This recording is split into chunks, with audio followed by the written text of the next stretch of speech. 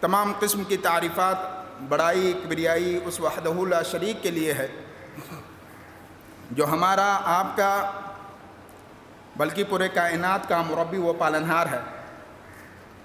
بعدہ درود و سلام ہو آخری نبی جن کا نام نامی اسم گرامی جناب محمد عربی صلی اللہ علیہ وسلم ہے کہ جنہوں نے کفر و ضلال کے راستے سے کھینچ کر صراط مستقیم کے راستے پر گامزن کیا۔ حاضرین، موجودہ صورتحال بالخصوص فلسطین کی سرزمین اور وہ سرزمین جو سرزمین انبیاء کرام کی کثرت رہی ہے، وہ سرزمین جس سرزمین پر اللہ تعالیٰ نے ایک مقدس گھر بنایا، آج اس سرزمین کو خون آلود کیا جا رہا ہے۔ آج اس سرزمین کے ساتھ بہت بڑا کھلواڑ کیا جا رہا ہے، یعنی کہ دنیا کے اندر اتنا ننگا ناچ کبھی نہیں کھیلا گیا جتنا کہ مسلمانوں کے خون کے ساتھ کھیلا گیا۔ تقریباً ان 4-5 دنوں کے اندر جو احوال جو کوائف ہیں وہ بہت ہی افسوسناک اور بہت ہی دردناک ہیں۔ اسی وجہ سے کہ ایک انسان اپنی اولاد کے کھونے کا دکھ درد جانتا ہے، اس کی تکلیف کو جانتا ہے۔ کتنی تکلیف دہ ہوتی ہے کہ ایک ایک گھر سے ساری اولادیں ویران ہو جائیں، ایک گھر سے پوری کی پوری اولادیں اس دائرے فانی سے نکل جائیں، اور ایک انسان جو اپنی اولاد کی نشو نما کرتا ہے تاکہ بڑھاپے میں کام آئے، تاکہ بڑھاپے میں میرے سہارا بن سکے، کچھ کما کر کے جب میرے یہ پاؤں جب یہ میرے ہاتھ کسی کام کے نہ رہیں تو وہ اولاد میرے لیے ایک سہارا بن جائے، اور اولاد کا اصل مقصد بھی یہی ہے۔ لیکن افسوس کہ یہ ساری چیزیں اگنور کر دی گئیں، اور یہودی جو دنیا کے سب سے ذلیل ترین لوگ ہیں، یہ لوگ کسی بھی حد تک مسلمانوں کو برباد کرنے کے لیے جا سکتے ہیں۔ اور میں بتاؤں کہ اللہ تعالیٰ نے اس سرزمین مقدسہ کی بڑی ویلیو رکھی ہے، لیکن حالات سے کبھی گھبرانا نہیں چاہیے، کبھی بھی حالات سے ہم کو آپ کو کمپرومائز نہیں کرنا چاہیے، کیونکہ یہ حالات آتے ہیں ایک مسلمان کی زندگی کو نکھارنے کے لیے، ایک مسلمان کی زندگی کو اللہ تعالیٰ سے جوڑنے کے لیے۔ اور میں نے کبھی ذکر کیا تھا، اور عید کے دن میں نے خطبے میں ذکر کیا تھا کہ اللہ تعالیٰ چھوٹے چھوٹے عذاب کو پہلے لاتا ہے تاکہ ایک انسان بڑے عذاب کے آنے سے پہلے اللہ تعالیٰ سے اپنے رجوع کر لے، اپنے معاملات کو اللہ تعالیٰ سے سپرد کر لے۔ یہ اصل مقصد ہوتا ہے اللہ تعالیٰ کا، یہ بھی ایک مقصد ہے۔ اللہ تعالیٰ نے قرآن کریم کے اندر اسی لیے جب اللہ کے رسول کو اسراء و معراج کرایا گیا تو اسی سرزمین سے کرایا گیا جہاں پر آج مسلمانوں کے خون کے ساتھ ہولی کھیلی جا رہی ہے۔ اللہ تعالیٰ فرماتا ہے سبحان الذی اسریٰ بعبدہ لیلا من المسجد الحرام الی المسجد الاقصی، کہ بابرکت ہے وہ اللہ، ہر عیوب سے پاک ہے، ہر عیب سے پاک ہے وہ اللہ کہ جس نے اپنے محبوب ترین بندے کو مسجد حرام سے مسجد اقصی لے گیا۔ کہاں سے؟ مسجد حرام سے مسجد اقصی لے گیا، تاکہ وہ اللہ تعالیٰ کی بڑی بڑی نشانیاں، تاکہ اللہ تعالیٰ اپنی بڑی بڑی نشانیوں کو اللہ تعالیٰ جناب محمد عربی صلی اللہ علیہ وسلم کو دکھا سکے، اور اس کے تمام ارد گرد کی چیزوں کو اللہ تعالیٰ برکت والا بنا سکے۔ یہ اصل مقصد تھا اللہ تعالیٰ کا۔ انہ هو السمیع البصیر، اور وہی اللہ ہے جو سنتا ہے، سننے والا ہے، وہی اللہ ہے جو دیکھنے والا ہے۔ یعنی کہ اللہ تعالیٰ چاہتا تو اللہ تعالیٰ اللہ کے رسول کو حرم سے یعنی بیت اللہ شریف سے ہی معراج کرا سکتا تھا، لیکن معراج اللہ تعالیٰ نے بیت الحرام سے نہیں کرایا، بیت اللہ سے نہ کرا کر کے بیت المقدس سے کرایا، یہ بتانے کے لیے کہ صرف بیت اللہ اور مسجد نبوی یہ صرف آپ کی میراث نہیں ہے، یہ آپ کی جاگیر نہیں ہے، بلکہ آپ کی ایک جاگیر، ایک وراثت بیت المقدس بھی ہے۔ اور یہ بیت المقدس اللہ کی قسم جتنے انبیاء کرام، اکثریت انبیاء کرام کی تعداد جو رہی ہے اسی بیت المقدس سے رہی ہے، اسی فلسطین کی سرزمین سے رہی ہے۔ اردن ہے، لبنان ہے، اور شام کا ایریا جو ہے، یہ سارے علاقے میں سب سے زیادہ انبیاء کرام آئے ہیں۔ اور انبیاء کرام کیوں کرنا آتے؟ کیونکہ وہ علاقہ جو ہے وہ بڑی اہمیت کا حامل ہے، ہمارا آپ کا جب حساب ہوگا، قیامت قائم ہو جائے گی تو میدان محشر جو لگنے والا ہے، اللہ تعالیٰ جو میدان لگائے گا اسی علاقے میں لگائے گا۔ حضرت عیسیٰ علیہ السلام کا نزول اسی علاقے سے ہوگا، دجال اور یاجوج ماجوج کو قتل اسی علاقے میں کیا جائے گا۔ تو گھبرانے کی ضرورت نہیں ہے۔ یہ دنیا بھر کے جتنے بھی یہودی ہیں سب کے سب اسرائیل میں جمع ہو رہے ہیں، اور یہ خود در حقیقت اپنی موت کو بلا رہے ہیں۔ اللہ کے رسول صلی اللہ علیہ وسلم کی حدیث ہے کہ پورے دنیا کے یہودی، پورے دنیا کے اندر بسنے والا یہ یہودی قوم اسرائیل کی سرزمین پر آئے گا، اور اللہ تعالیٰ ایک ہی مشت کے اندر ان تمام یہودیوں کو عیسیٰ علیہ السلام اور امام مہدی کے ذریعے سے قتل کروائے گا، اور یہ اپنے مقتل پر یعنی جہاں پر ذبح کیے جائیں گے وہ خود ایٹومیٹک اپنی جگہ پر جمع ہو رہے ہیں۔ تو گھبرانے کی ضرورت نہیں، یہ حالات ہیں، حالات دگرچوں ہوتے ہیں، حالات اور کیفیات بدلتے رہتے ہیں۔ وَتِلْكَ الْأَيَّامُ نُدَاوِلُهَا، اللہ تعالیٰ خود کہتا ہے کہ میں دنوں کو الٹتا پلٹتا ہوں۔ آج کوئی حکومت میں ہے، کل کوئی دوسرا حکومت میں ہوگا۔ تو یہ تو اللہ کے رسول کی حدیث ہے، اور قرآن کریم بھی یہ بات کہتی ہے۔ تو ہمارا اور آپ کا یہ یقین ہونا چاہیے کہ یہ ساری چیزیں زمین آسمان میں الٹ پھیر یہ اللہ تعالیٰ کی طرف سے ہے، نہ کوئی انسان کر سکتا ہے، نہ کسی انسان کے بس کی بات ہے۔ تو یہ ساری چیزیں کس کی طرف سے ہے؟ اللہ تعالیٰ کی طرف سے ہے۔ اور پہلی بات یہ سمجھ لیجئے کہ اللہ تعالیٰ نے اس سرزمین کی وکالت پہلے کس کو دی؟ یہودیوں کو دی۔ یہودی اس سرزمین کے مالک رہے، لیکن جب یہودیوں نے انبیاء کرام کو قتل کرنا شروع کر دیا، آرے سے چیرنا شروع کر دیا، لوہے کے کنگھیوں سے ان کے جسم کو نوچنا شروع کر دیا، تو اللہ تعالیٰ نے ان سے چھین کر کے نصرانیوں کو دے دیا۔ اور لیکن جب نصرانیوں نے بھی اللہ تعالیٰ کے حدود کی پامالی کی، حضرت عیسیٰ علیہ السلام کو کیا کہا؟ اللہ کا بیٹا۔ کیا کہا؟ اللہ کا بیٹا، نعوذ باللہ۔ اللہ تعالیٰ قرآن کریم کے اندر فرماتا ہے لم یلد ولم یولد، اللہ نہ جنا ہے نہ کسی سے جنا گیا ہے۔ تو یہ کہنا کہ عیسیٰ اللہ کے بیٹے ہیں، یہ اللہ تعالیٰ کو بالکل برداشت نہیں ہے، اور انہوں نے بھی اللہ تعالیٰ کے احکام میں کیا کیا؟ بغاوتیں کی۔ پھر اللہ نے ان سے چھین کر کے مسلمانوں کو عطا کیا، اور یہ قیامت تک انشاءاللہ الرحمن مسلمانوں کی سرزمین اس کی ملکیت رہے گی۔ یہ حالات میں نے ذکر کیا نا، حالات کا الٹنا پلٹنا، حالات کا بدل جانا، چینج ہو جانا، یہ اللہ تعالیٰ کی بڑی حکمتیں ہوتی ہیں، اور ایک حکمت کے اوپر ہمیں سوچنا چاہیے، تدبر کرنا چاہیے۔ ٹھیک ہے؟ تو یہ بنیادی نقطہ آپ اپنے ذہن کے اندر ذہن نشین کر لیں کہ بیت المقدس یہ اللہ تعالیٰ کی سرزمین مقدسات میں سے یہ بھی ایک مقدس زمین ہے جس کو ہمیں اور آپ کو تسلیم کرنا چاہیے۔ اور میں بتاؤں میرے عزیز، یہ سرزمین اللہ کے رسول صلی اللہ علیہ وسلم کی سرزمین اتنی زبردست سرزمین ہے، اور اللہ کے رسول صلی اللہ علیہ وسلم یہ وہ سرزمین ہے کہ جس سرزمین کے اوپر اللہ کے رسول نے تمام انبیاء کرام کی امامت کرائی ہے۔ جب معراج کے لیے گئے اللہ کے رسول صلی اللہ علیہ وسلم تو تمام انبیاء کرام آدم علیہ السلام سے لے کر کے جناب محمد عربی صلی اللہ علیہ وسلم سے پہلے تک جتنے انبیاء کرام آئے تھے تمام روحوں کو جمع کیا اللہ تعالیٰ نے۔ اس کے بعد اللہ کے رسول صلی اللہ علیہ وسلم نے ان تمام انبیاء کرام کی امامت کرائی، یہ بتانے کے لیے کہ جناب محمد عربی صلی اللہ علیہ وسلم کا بڑا اونچا مقام ہے، یہ امام الانبیاء ہیں، یہ اماموں کے سردار ہیں، ان کا بڑا اونچا مقام ہے۔ اس وجہ سے اللہ رب العزت نے جناب محمد عربی صلی اللہ علیہ وسلم کی وہاں پر امامت کرائی۔ اور یہ سرزمین وہ ہے کہ جس سرزمین کے لیے اللہ کے رسول صلی اللہ علیہ وسلم کے چہتے آپ سے پہلے حضرت سلیمان علیہ السلام جنہوں نے بیت المقدس کی تعمیر کی تھی، اللہ تعالیٰ سے دعا کیے تھے کہ اللہ تعالیٰ میں نے تو بیت المقدس تعمیر کر دی ہے لیکن تجھ سے 3 دعائیں کر رہا ہوں، اللہ تو ان دعاؤں کو قبول کر لے۔ 3 دعائیں کون سی تھی؟ اللہ تعالیٰ جب میں کوئی فیصلہ کروں تو تیرے فیصلے کے مطابق درست ہو، یعنی جو فیصلہ میں کروں وہ فیصلہ غلط نہ ہو بلکہ اللہ تعالیٰ تیری راضی خوشی اس کے اندر ہو، تو اس چیز کو قبول کر لے۔ چنانچہ قرآن کریم جب آپ پڑھیں گے تو حضرت سلیمان علیہ السلام کے معاملے میں آپ اس چیز کو بہتر طریقے سے جان پائیں گے کہ جو بھی فیصلہ حضرت سلیمان علیہ السلام کرتے تھے وہ فیصلہ اللہ رب العزت کے یہاں منظور ہوا کرتا تھا۔ دوسرا اہم نقطہ، اللہ کے رسول صلی اللہ علیہ وسلم فرماتے ہیں کہ سلیمان علیہ السلام نے دعا کی کہ اللہ تعالیٰ تو مجھے ایسی بادشاہت، ایسی حکومت عطا کر جو مجھ سے پہلے نہ مجھ سے بعد کسی کو عطا کیا جائے گا۔ اور جانتے ہیں یہ دعا بھی اللہ تعالیٰ نے حضرت سلیمان علیہ السلام کا قبول فرمائی۔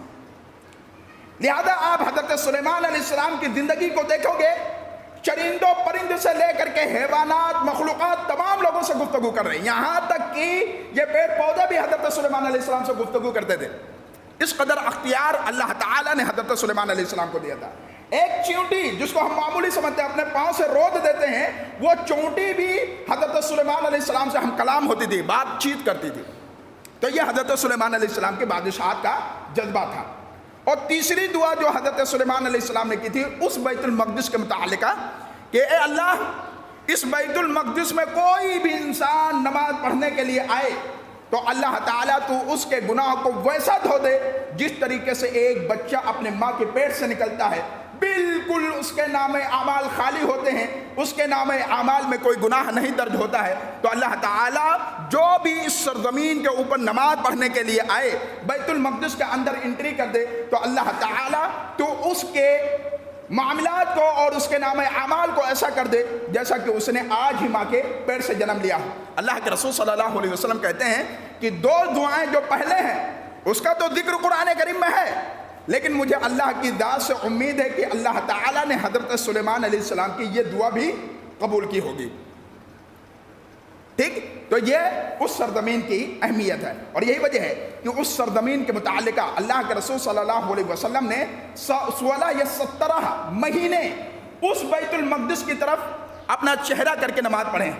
اللہ کے رسول صلی اللہ علیہ وسلم کے بارے میں آتا ہے ان رسول اللہ صلی اللہ علیہ وسلم صلی الی بیت المقدس 16 شہرا او 17 شہرا، کہ اللہ کے رسول صلی اللہ علیہ وسلم نے بیت المقدس کی طرف رخ کر کے نماز پڑھی ہے 16 مہینہ یا 17 مہینہ، لیکن اللہ کے رسول کی دلی تمنا تھی کہ میرا قبلہ بیت اللہ ہو جائے۔ کیا ہو جائے؟ بیت اللہ ہو جائے، یعنی بیت الحرام میرا قبلہ ہو جائے۔ لہذا اللہ تعالیٰ نے نبی کریم صلی اللہ علیہ وسلم کے اس چاہت کو برقرار رکھا، اور قبلہ جو بیت المقدس تھا اس کو ہٹا کر کے اللہ تعالیٰ نے بیت المقدس کے جگہ پر بیت اللہ شریف کو کیا کر دیا؟ اللہ کے رسول کا قبلہ بنا دیا۔ تو پہلے جتنے بھی لوگ نماز پڑھتے رہے وہ اسی رخ میں نماز پڑھتے رہے، لیکن جب اللہ کے رسول صلی اللہ علیہ وسلم کی چاہت ہوئی تو اللہ تعالیٰ نے اپنے حبیب کی چاہت کا خیال رکھا اور آپ کے قبلے کو چینج کر دیا، اور وہ قبلہ بیت اللہ ہو گیا جس کی طرف ہم اور آپ نماز کر کے پڑھتے ہیں۔ اسی طریقے سے یہ سرزمین بیت المقدس کی سرزمین اتنی اہمیت کا حامل ہے کہ اگر کوئی آدمی وہاں سے عمرہ یا حج کی نیت کر لے تو اللہ تعالیٰ اس کے گناہوں کو معاف کر دیتا، بلکہ جنت واجب ہو جاتی ہے۔ اللہ کے رسول صلی اللہ علیہ وسلم کی حدیث ہے من احل بحجۃ او عمرۃ غفر له ما تقدم وما تأخر، کہ جس کسی آدمی نے عمرے کا یا حج کا نیت کیا، کہاں سے؟ بیت المقدس سے۔ کہاں سے؟ بیت المقدس سے، من المسجد الاقصی الی مسجد الحرام، کہ جس کسی نے مسجد اقصی سے مسجد حرام کی نیت کی عمرہ کے لیے یا پھر حج کے لیے، تو کیا معاملہ ہے؟ غفر له ما تقدم وما تأخر، تو اللہ تعالیٰ اس کے اگلے پچھلے تمام گناہ کو معاف کر دیتا ہے۔ اور آگے فرمایا گیا او وجبت له الجنہ، یا اس کے اوپر جنت واجب کر دی جاتی ہے۔ سبحان اللہ، یعنی کوئی آدمی سرزمین فلسطین کے اندر موجود مسجد جس کو سلیمان علیہ السلام نے تعبیر کیا، اگر اس جگہ پر جا کر کے کوئی عمرے کی نیت کرتا ہے یا اس جگہ پہنچ کر کے کوئی حج کی نیت کرتا ہے اور وہاں سے احرام باندھتا ہے، تو ایسے انسان کی بڑی فضیلت ہے، اور ایسے انسان کو اللہ تعالیٰ کیا کر دیتا ہے؟ گناہ کو اگلے پچھلے معاف کر دیتا ہے، یا پھر اس کے لیے کیا کر دیتا ہے؟ جنت کو واجب کر دیتا ہے۔ اور یاد کر لیجئے روئے زمین کی دوسری مسجد کون سی ہے؟ بیت المقدس ہے۔ پوری دنیا کے اندر پہلی مسجد کون سی ہے؟ بیت اللہ ہے۔ دوسری مسجد کون سی ہے؟ بیت المقدس۔ ٹھیک ہے، تو اس کو بھی ہمیں اپنے ذہن کے اندر رکھنا چاہیے۔ اس لیے اللہ کے رسول صلی اللہ علیہ وسلم سے ابو ذر غفاری پوچھتے ہیں کہ اللہ کے رسول صلی اللہ علیہ وسلم ای المسجد وضع اول، کہ اللہ کے رسول یہ بتائیں کہ روئے زمین پر سب سے پہلی مسجد کون سی ہے؟ اللہ کے رسول صلی اللہ علیہ وسلم نے فرمایا المسجد الحرام۔ پہلی مسجد کون سی؟ مسجد حرام، بیت اللہ شریف۔ پھر سائل کہتا ہے میں سوال کرتا ہوں اللہ کے رسول ثم ایون، اللہ کے رسول پھر کون سی مسجد؟ ثم المسجد الاقصی، دوسری مسجد کون سی؟ مسجد اقصی۔ پھر راوی کہتا ہے میں نے اللہ کے رسول سے سوال کیا کم کانا بینہما، کہ ان دونوں کے درمیان کتنا فاصلہ ہے، یعنی بیت المقدس اور بیت الحرام کی تعمیر کے درمیان کتنا پیریڈ ہے؟ تو اللہ کے رسول نے فرمایا 40، یعنی 40 سال کا فاصلہ ہے. یعنی بیت الحرام تعمیر کی گئی، اس کے بعد اللہ تعالیٰ نے 40 سال کے بعد حضرت سلیمان علیہ السلام کے ذریعے سے اس مسجد کی تعمیر کروائی ہے، بیت المقدس کی. ٹھیک ہے، تو کتنے سال کی گیپ ہے؟ 40 سال کی گیپ ہے. تو اس کو بھی ہمیں اپنے ذہن کے اندر رکھنا چاہیے نالج کے لیے، کیونکہ مسلمان ہے، کوئی بھی آدمی پوچھ سکتا ہے، سوال کر سکتا ہے، تو اس کو بھی ہمارے اپنے ذہن کے اندر ہونا چاہیے. پھر آگے اللہ کے رسول صلی اللہ علیہ وسلم نے فرمایا حیثما ادرکت الصلاۃ فصلی والارض لک مسجد. پھر آگے فرمایا گیا کہ جب بھی تمہارے لیے نماز کا وقت آ جائے تو کہیں بھی رہو، مصلی لگا دو، نماز پڑھ لو. والارض لک مسجد، کیونکہ پوری سرزمین تمہارے لیے کیا کر دی گئی؟ مسجد بنا دی گئی ہے. یہ کس کی خصوصیت ہے؟ امت محمدیہ کی. پہلے لوگوں کو یہ اختیار نہیں تھا، پہلے لوگوں کے لیے کمپلسری تھا، مسجد تھا کہ وہ مسجد میں آ کر کے عبادت کریں، کہیں اور نہیں. پہلے لوگوں کے کپڑے میں گندگی لگ جائے تو کپڑا کاٹنا پڑتا تھا، دھونا نہیں. پہلے لوگوں کی کچھ فیسلٹیز بھی تھی، ایسی بات نہیں ہے، وہاں کپڑا وغیرہ سلوانا نہیں پڑتا تھا. جیسا آدمی امپروو کر رہا ہے اللہ تعالیٰ اس کے کپڑے کے اندر امپروونگ کرتا تھا. ٹھیک ہے، تو یہ ساری چیزیں تھیں، لیکن معاملہ یہ تھا کہ سختی بہت تھی. اللہ تعالیٰ نے ساری سختی کو ختم کر کے امت محمدیہ کے اندر آسانی ڈال دی ہے. تو پہلی مسجد حرام ہے، دوسری مسجد اقصیٰ ہے، اور ہمارے لیے سرزمین کا کوئی بھی حصہ جہاں بھی نماز کا وقت ہو چلا آپ مصلی لگا لیں. مصلی نہیں ملا نو پرابلم، زمین کو چیک کر لیں، ایسا تو نہیں وہاں گندگی ہے. اگر گندگی ہے تو گندگی کو ہٹا لیں اور پھر اپنے آپ کو نماز میں لگا دیں. یہ اللہ کے رسول صلی اللہ علیہ وسلم کی امت کا ہونے کا فائدہ ہے. لہذا یہ چیز بھی ہمارے ذہن کے اندر ہونی چاہیے اور اس چیز کا اہمیت ہمارے ذہن کے اندر ہونی چاہیے. تو یہ فلسطین کی سرزمین بڑی اہمیت کے حامل ہے. لیکن میرے عزیز، یہ بنیادی حالات جو ہمارے سامنے منڈلا رہے ہیں، یہ سب قرب قیامت کے علامات ہیں اور اس سے گھبرانا نہیں ہے. ہم لوگ تھوڑا سا کیا مصیبت دیکھتے ہیں سوشل میڈیا کے اوپر، ہم لوگ واویلا کرنے لگتے ہیں. ہاں، ہمارا دینی فریضہ بنتا ہے کہ ہم ان کے لیے دعا کریں. ہمارا دینی فریضہ بنتا ہے کہ جس قدر ہو سکے ہم ان کا امداد کریں، ان کا تعاون کریں، ان کی ہیلپ کریں. جیسا کہ ویڈیوز وغیرہ آپ کے سامنے آ رہے ہیں، عمومیت کے ساتھ وہ ویڈیوز وغیرہ عربی میں ہوتے ہیں، آپ لوگوں کو سمجھ میں نہیں آتے ہوں گے. ہر کوئی بچہ، ہر کوئی عورت، ہر کوئی مرد اپیل ہم سے، آپ سے، اہل ایمان سے یہ کر رہا ہے کہ ہمیں مدد کی ضرورت ہے. ہمیں کس کی مدد کی ضرورت ہے؟ آپ کی دعاؤں کی، آپ کے مال کی ہمیں ضرورت ہے. کیونکہ سرزمین فلسطین کے اندر اسرائیل، اور میں بتاؤں اسرائیل کی حقیقت کیا ہے. 1948 کے اندر اسرائیل وجود میں آتا ہے. کتنے؟ 1948 کے اندر. اور اسی 1948 کے اندر جنگ ہوتی ہے، پہلی فرسٹ وار ہوتی ہے، پہلی لڑائی ہوتی ہے.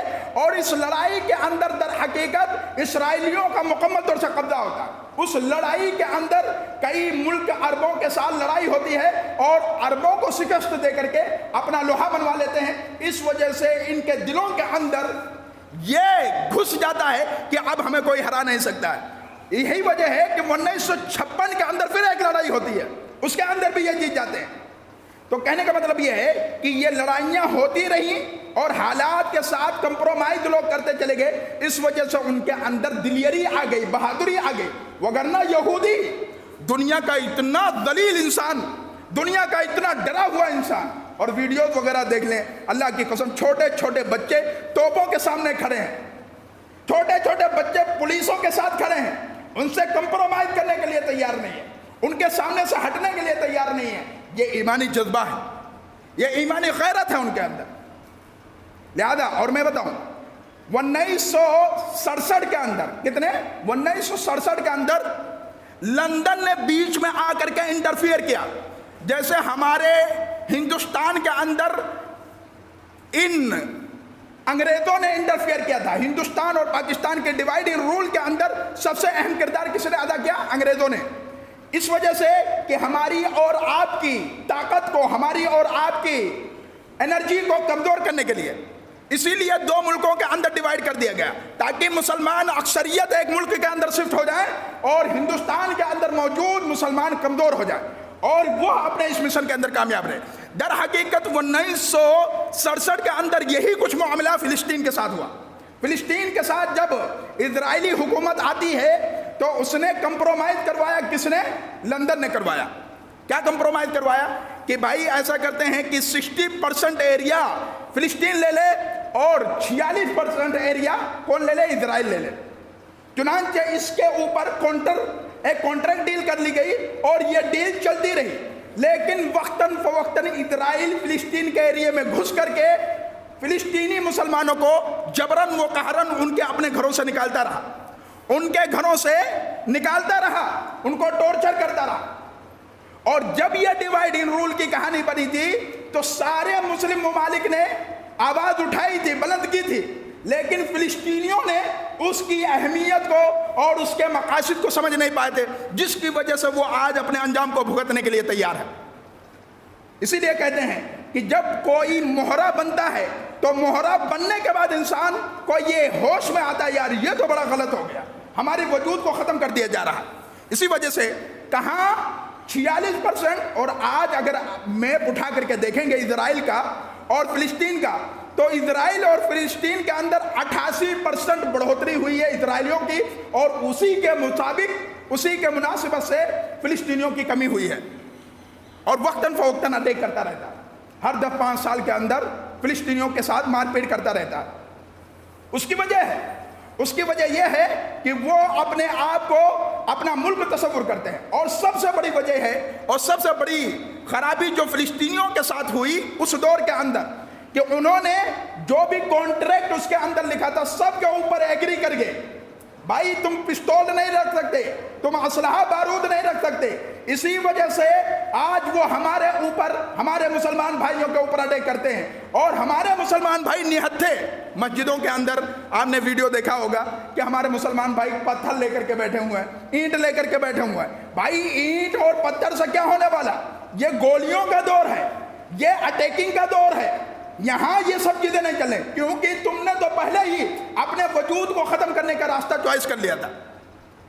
کیا کہ بھائی جب اس نے کانٹریکٹ آپ کو، ہم کو، سب کو دیا تو ہم نے اس کانٹریکٹ کے اوپر کیا کیا؟ ایگری کر لیا، ہم اپنے آپ کو تیار کر لیا، ٹھیک ہے۔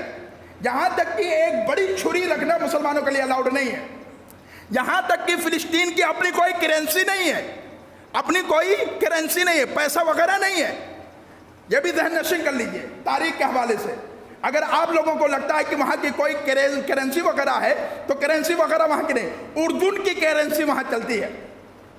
تو یہ بہت سارے حالات کے ساتھ مسلمانوں کے اوپر دباؤ بنایا گیا اور بہت سارا گیم اس بیچ میں کھیلا گیا۔ اور یاد کر لیجئے کہ یہ جو اہل کافر ہے نا، کافر، جیسے کوفی کے بارے میں کہا گیا، کوفہ والوں کے بارے میں، الکوفی لا یوفی، جو کوفہ والے ہیں ان سے وفا کی امید نہ رکھیں۔ حضرت حسین کو کوفہ بلا کر کے قتل کر دیا، شہید کر دیا۔ ایسے یہ جو کفر میں ہیں یہ کبھی مسلمان کے دوست نہیں ہو سکتے، کبھی بھی نہیں ہو سکتے۔ اللہ کی قسم میں بار بار یہ خطبے میں کہتا ہوں کہ اپنے تعلقات کو بہت کم رکھیں، جتنی ضرورت اتنی تعلقات، اور تعلقات جتنے زیادہ بڑھاتے جاؤ گے آپ کے اندر کی کمزوری باہر آئے گی اور وہ کمزوری کی نبض کو پکڑ کر کے دبا دے گا اور آپ پنپ بھی نہیں پائیں گے، آپ اپنے وجود کو ختم کر دیں گے۔ کافر کبھی اعتبار کے لائق نہیں ہے، جو قرآن کریم نے بے شمار جگہوں پر بیان فرمایا۔ ہاں وہ لوگ جو اسلام کے ساتھ رہتے ہیں، جو اسلام کے ساتھ ان کے معاملات ہوتے ہیں، جو اسلام کو پڑھتے ہیں، اگر جب وہ اسلام میں کنورٹ نہیں ہوتے ہیں وہ لوگ یقینی طور پر آپ کے ساتھ ہمدردی ہو سکتے ہیں۔ اور دیکھیں آج جو حالات، جو صورتیں بنی پڑی ہوئی ہیں، سعودی عرب، کویت، دبئی، پاکستان، دیگر اور ممالک اس مہاماری کے اندر کیا کر رہا ہے؟ مسلمانوں کو نہیں بلکہ ہندوستانیوں کو آکسیجن پرووائڈ کرتا ہے، اور لکھتا کیا ہے یہاں کا ریسیڈنشین کیا لکھتا ہے؟ Stand with Israel, stand with Israel, یعنی جتنا کچھ مسلمان کر لے سب بیکار ہے۔ آکسیجن 80 ملین 80 ٹن جتنی مرضی اتنی دے لے مسلمان، اس کی کوئی ویلو نہیں ہے۔ یہ موقع پاتے ہی آپ کے پیٹھ پر وار کریں گے۔ لہذا میرے عزیز کہنے کا مطلب یہ ہے کہ یہ ساری تاریخی حقائق ہیں، یہ ساری تاریخی نظریات ہیں، اس کو ہم سمجھیں، اور قرآن کریم کے اندر جو کچھ بھی اس سرزمین کے لیے ہے اسے اپنے ذہن کے اندر رکھیں، اور یاد کر لیں آخر بات، جب تک ہم اپنے عقیدے کو مضبوط نہیں کریں گے، چاہے جتنا میجورٹی میں ہو جائیں، ہمارا کوئی اپنا وجود نہیں ہے۔ مسلمانوں کی سب سے بڑی کمزوری جو ہے کہ قرآن کریم سے دوری ہے، سب سے بڑی کمزوری۔ رمضان نکل گیا، نمازیں چلی گئی، قرآن چھوٹ گیا، سب پرانے ڈگر پہ، پرانی کہانی پہ، اور پھر واویلا ہے۔ واویلا مت کرو، اپنے آپ کو کوسو، اپنے وجود کو کوسو کہ ہم کیا ہیں، کس قدر مسلمان ہیں۔ ایک تھوڑا سا نقصان کیا ہو جاتا ہے، انسان واویلا کرنے لگتا ہے۔ صحابہ کرام کی طرح ایمان لے کر کے آؤ، پہاڑ کی طرح اپنے آپ کو چٹان بنا کر کے کھڑے کر دو، انشاءاللہ الرحمن پھر کوئی دنیا تمہیں ذلیل نہیں کر سکتی ہے۔ کوئی کتنی طاقت لگا لے، انشاءاللہ آپ کو ذلیل کرنے کی دور کی بات، آپ کے بارے میں برا سوچ بھی نہیں سکتا ہے۔ یہ قرآن کریم کی تعلیمات ہیں۔ لہذا یہ ساری باتیں ہیں، یہ ساری بنیادی وجوہ ہیں، اس کو اپنے اوپر فٹ کریں، قرآن کریم کثرت سے پڑھیں، ترجمے کے ساتھ پڑھیں۔ بارہا میں کہتا ہوں کہ اللہ کے اس پیغام، اس میسج کو جانیں کہ اللہ چاہتا کیا ہے، ٹھیک ہے؟ تو یہ ساری باتیں اپنی نمازوں میں دعا کا اہتمام خصوصیت کے ساتھ کریں۔ الحمدللہ ابھی تو ماحول تھوڑا سا نرم ہے، لیکن پھر بھی دعائیں کریں۔ مومن کا سب سے بڑا اسلحہ، سب سے بڑا ہتھیار اگر کچھ ہے تو دعا ہے۔ ہر محاذ کے اندر اگر آپ دیکھیں گے تو نبی نے دعا کا سہارا لیا ہے۔ اسباب اختیار کریں دنیاوی، اور دنیاوی اسباب کے ساتھ اللہ تعالیٰ پر توکل کرتے ہوئے دعا کریں۔ جنگ بدر، پوری تاریخ اٹھا کر کے دیکھیں، مسلمانوں کی تعداد کم ہے، لیکن کبھی انہوں نے اپنے ایمان سے کمپرومائز نہیں کیا، کبھی بھی کمپرومائز نہیں کیا۔ لہذا اللہ پر توکل بنا کے رکھیں، اللہ پر بھروسہ بنا کے رکھیں، اور اللہ تعالیٰ سے مدد اور نصرت کی دعا کرتے رہیں۔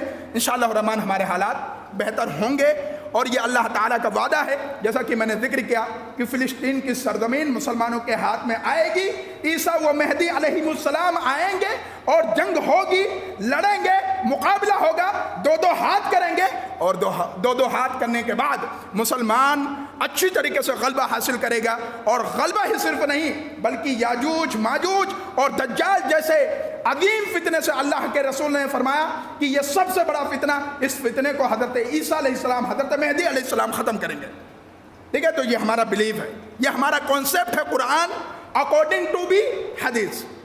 لہذا یہ ساری بنیادی چیزیں ہمارے ذہن کے اندر ہونی چاہیے۔ اللہ تعالیٰ سے دعا ہے کہ بار الہ ہم تمام مسلمانوں کو کہی ہوئی باتوں پر عمل پیرا ہونے کی توفیق عطا فرما۔ اے بار الہ ہم تمام مسلمانوں کو فلسطین کے متعلقہ صحیح ڈھنگ سے دعا کرنے، صحیح طریقے سے اللہ رب العزت کے سامنے آنسو بہانے، صحیح طریقے سے مسلمانوں کے حق میں دعا کرنے کی توفیق عطا فرما۔ اے بار الہ جہاں بھی مسلمان پریشان حال ہیں، اللہ تو ان کو پریشانی سے نکال کر آسانی کی طرف پھیر دے مولا۔